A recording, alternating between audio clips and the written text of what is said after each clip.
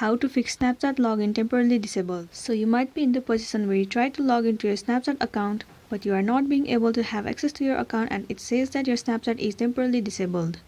In this case, what you want to do is first of all head over to your application Snapchat. First of all, enter the username of that Snapchat account. Then simply tap on forgot your password. You can recover your account via phone or email address. You can choose whichever you want. Let me tap on via phone. Tap on allow. In this section, enter the phone number associated with your Snapchat account. And once you are done, tap on submit.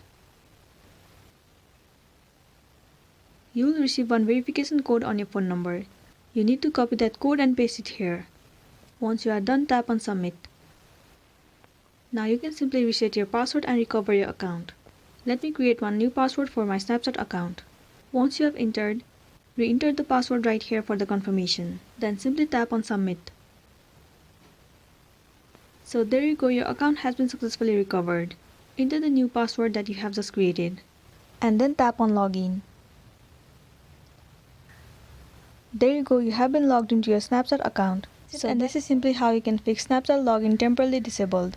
I really hope this video is going to be helpful for you. Thank you for watching it till the end.